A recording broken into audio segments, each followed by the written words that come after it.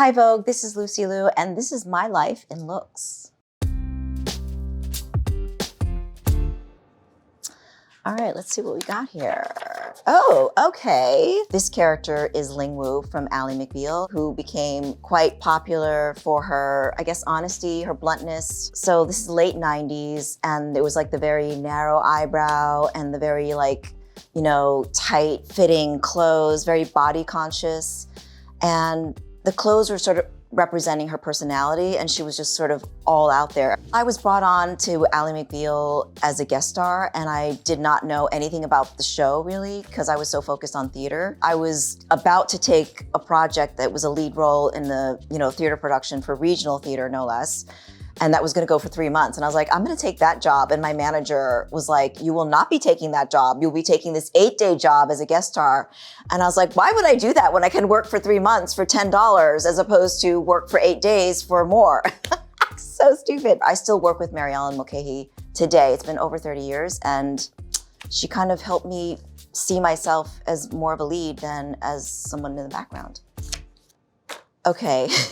This dress was actually designed and created by Joseph Porro, who I worked with on Shanghai Noon. I was able to do that movie with Jackie Chan, who I idolized. And I was shooting in Calgary, Canada, and I was nominated for an Emmy. I remember, hearing the news when I was there, and then Joseph said that he would design the dress for me, which I was blown away by, because this guy has so much artistry, so much history. So I was thrilled, and I didn't even know what that meant, because I didn't even know what designers did. I grew up in Jackson Heights, Queens, and we had like a rainbow down the street in this mini mall. And that was elegance to me. I invited my mother as my plus one to this this Emmys award, whatever it was. I just didn't comprehend how big it was. And also, this award for Best Supporting Actress was the first award up. So I sat down, and then the whole thing was over already. And I was like, what happened? The show won for Ally McBeal, and it was just such a huge movement forward, because comedy was seen differently. Comedy was always like 30 minutes, half hour,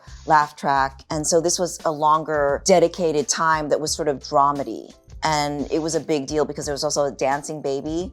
And now you can do absolutely everything, but back then, the idea of a green screen and a dancing baby and working with something that wasn't there was huge. So it was a moment in time that I will never forget. It was really the beginning of my career.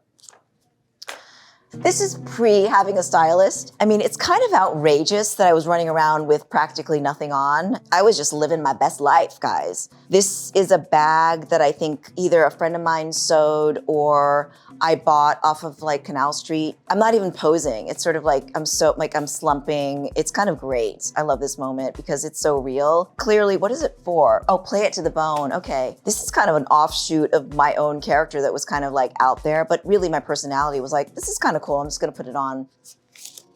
This is from Shanghai Noon. I was playing Princess Peipei. I met Joseph Porro here, who designed my Emmy dress. And you can see the detail and the team that he worked with. It was really a magnificent time for me to grow myself, because I had not really left the country that much. When I got there, I asked Jackie Chan if he would teach me some stunts. I was like, come on, guys, teach me some stuff. And his whole team was there, He's like, no, you don't get to do anything. I don't want you to get hurt. And they basically tried to teach me to juggle. I was like, why am I here with your entire stunt team? And you're trying to teach me to juggle, by the way, unsuccessful. So clearly not coordinated enough. And maybe that was their, test to see if I could actually handle knives and other things. This character actually launched me into Kill Bill. When I got the call from Quentin Tarantino, he said, I wrote this role for you. I'm really excited. I really want you to read the script when it's ready. And he said, your role as Princess Peipei, it really moved me, and it really connected me with you, and that's why I wrote this role. So O-Ren came in a strange way, from Princess Peipei. So thank you, Princess. This is a Versace dress, and it was my first time to the Oscars. Cameron, Drew, and I were presenting Best Costume, and this dress was beaded, and it was also about 1,000 pounds. So when I got home, I had an indent in my shoulder from the weight of this dress. So this dress was really the first designer, Versace, Donatella, that I wore. It basically captures everything in this moment. I think I look slightly stunned. Well, okay, guys. This is a character, Alex Munday from Charlie's Angels. We are undercover and we're trying to get Cameron's character to break into this, sealed room. Very kind of payback, dominatrix-y, but also feminine and tough and funny. Most importantly, funny. For this, we did the preparation that we could. We trained 5 days a week, 8 hours a day, no big deal. I remember being there the first day for training and thinking, I got this. I'm kicking high, I'm kicking sideways. I mean, I am so flexible. And then the next day I walked in and I didn't really walk. I was like basically on my knees, crawling in because, it's not the first day that it's painful, it's the second day. And then a third day was even worse. And you know what? Before this, I didn't even have a gym membership. So the irony is that, people started putting me in all these action movies, but I had never even picked up a barbell. There are so many looks from that movie. There's that race car track move. I mean, it was like Americana with the stars and the, red, white, and blue. And I think there was something very elite about Alex. That was not originally written for someone Asian. So I wanted them to keep the last name Munday to show that this was not something that was supposed to be, but here it is. And we're gonna serve it. Thankfully, this says Golden Globes Awards. This is a Versace dress. It's got the beading, it's got the feathers. That is my manager, Mariella Mulcahy, who I've been working with from the beginning. She believed in me before I believed in me because my parents were like, what? My mother is still, she gets it and she appreciates it. And I know that now because she gave me like an old school luggage. I mean, I'm talking about like 1960s. And it was filled with clippings that her friends had written in Chinese and sent to me, or from Chinese newspapers. And I realized that she had been saving all of these articles about me. So I think she gets it now. Come on, guys, Sex and the City. I was playing myself, and when they asked me to play me, I was like, what does that mean? What do people think of me? This whole thing actually revolved around the Hermes bag. In the rehearsal, I was using this fake bag. And then when we actually shot, like I'm telling you, like security, people that were dressed in suits, like Men in Black. I mean, they showed up, they had a safe where this Hermes bag was that they took out and used. I was like, what is the big deal with this bag, And they had white gloves on, the whole 9 yards. And you know what? It's a big deal. Anyway, she got one, or Samantha got one and used her name, which is hilarious. Her being me, which is weird. I don't know, I'm really confused. O-Ren Ishii. This moment in time is forever for me. This kimono was not just an ordinary kimono. They created this kimono for me. Kumiko Ogawa, she was the one who designed this kimono, and this kimono almost wasn't a kimono.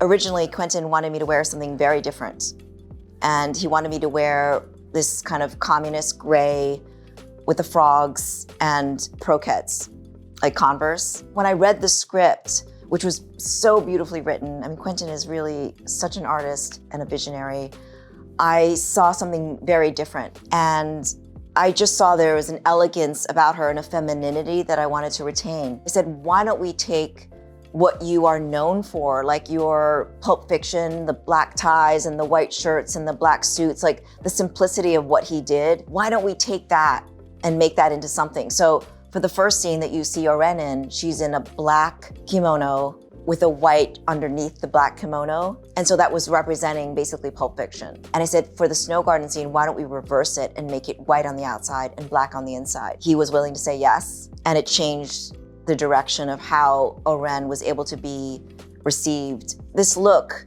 and the sword and everything, I actually donated it to the Academy. So if you want to visit it, you can visit it at the Academy. This beautiful look, Ungaro, it was at the Met Ball. And here's Giambattista Valli, who actually was the designer at the time. The story behind this dress is that before I got in it, there was an issue with the zipper. So he actually had to sew me into this dress. And then we had to cut the dress off in order for me to get out of it. I mean, it's being held up by like this tiny little moment here on my neck. If that thing split, it would have been like, hello, everyone. So this was my first time at the Met Gala. And then in 2007, I went with Zac Posen and he created this stunning, vibrant purple gown that had a train. And I remember wearing this tiara also. And I remember being there and it was just such a huge fashion moment. And Zach was trying to like pull the dress, you know, the train out so that he really could see how beautiful it was. This is a John Battista Valli dress. This is when he was John Battista Valli and only John Battista Valli. He wasn't designing for anyone else. It was a big deal. I still have this dress actually. You're gonna see it again. I'm gonna wear it again, you guys, watch out. Because it is so elegant and it's classic and it is beautiful. And this was for Kung Fu Panda and I was voicing Viper and this was in London. And I just remember it was just a huge opening. My son has seen this movie, but when he did see it, like he didn't really connect the dots necessarily, you know? But he does go around saying, you know, my mom was Viper in Kung Fu Panda. Guys, all I can say is Carolina Herrera put pockets in this dress. Thank you, Carolina, because I never know what to do with my hands. And I think there's that weird pose where you put your hands on your thing. It's just so awkward. It was the Golden Globes and I have no idea what I was doing there, but I was there with this dress. And that's the memory that I have. This is Vivienne Westwood.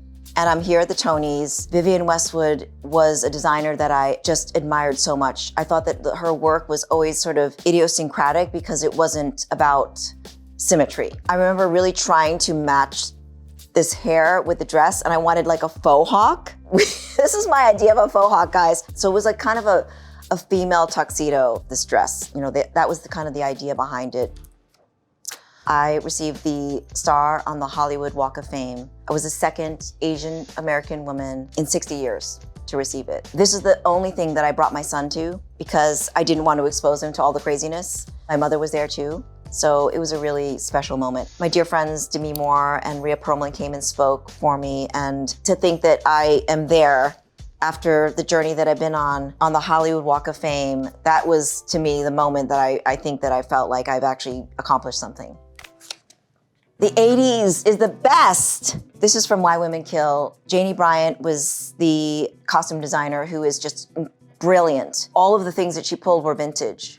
So very layered, very shoulder padded, and very itchy. Thanks, dust mites. You know, Simone, there was just no controlling her. There was no such thing as over-accessorizing with her. And I think her personality was very much like that. The nails, you know, I had never really worked with nails before, and I never had nails myself because I never really like took care of my hands because I'm always painting or doing something. And I also had to wear like pantyhose because the 80s was all about that. And I thought, am I gonna like have these nails and put these pantyhose on at the same time? Like you guys have to choose which one you want me to do, but I actually ended up doing both. I was forced to, and I'm so glad I was. This is when I was walking outside of some press event, and this Tory Burch jacket I have, and it just works with everything. I think the key to good street style is just being comfortable, but also knowing when you want to cover, you know, what's underneath, so you don't want to reveal the surprise underneath. Also, sunglasses are like kind of always cool. This was for the Toronto Film Festival. This was a movie that I worked on with Steven Soderbergh, who I idolize in presence. So Manfredonia is this dress. I remember putting a belt on it to sort of cinch the waist to, you know, kind of make the body look a little taller and longer. And it really photographed like incredibly as well. We are in Germany, and this is a premiere for Red One. And this is Zuhair Murad, which is, I mean, look at this work. We built my entire suitcase around this dress because of I guess these loops. We thought that we'd have to prop up the loops and put all these things through it, but it laid flat and it just popped right out when I wore it. And it's incredible. And I think it's one of those movies that are gonna be like Home Alone, where the kids watch it over and over. I know that I'm going to, because I'm kind of a kid. This was for the Academy Gala, and this was a moment that I will never forget. I went with my dear friend Demi, and we walked down this carpet together because it's really intimidating getting on a red carpet by yourself. And so she was like, let's go together. And I was like, yes. And actually this dress is sort of like Marie Antoinette-esque. It had pockets. It was very, very lightweight, and just the color was beautiful. And this necklace is Margot McKinney, and we called them last minute on the day, and they showed up, and boom, it was on my neck, and it like completed the outfit. The whole thing worked, and it was wonderful. This is the poster for Rosemead. In my entire career, 30 plus years, this is the first time I'm playing a lead. So it's very meaningful to me. I speak the language, you know, Mandarin Chinese in it, and I I was able to link so much of my culture with it, and it was probably the most special project I've ever worked on. For me, my career has been built on playing a human being. And so all of the roles that I've ever played are, to me, roles that come from something organic in me. And I think when the labeling is gone and it's not like she's an Asian American actress, when that day comes, I'll know that I have succeeded in actually accomplishing something miraculous, which is to break out of those stereotypes and labels and just to be an artist, purely for being an artist. I am gonna do a closed-eyed drawing and then I'm gonna sign it. Just imagine something and then sort of feel it. And like sometimes when you see something, it actually makes it worse because you're like thinking about it too much. It's flowers in a vase. This is the problem when I start to do something, I have to really finish it. For you, I'm totally overwhelmed. I could cry. Thank you. Thank you for this moment.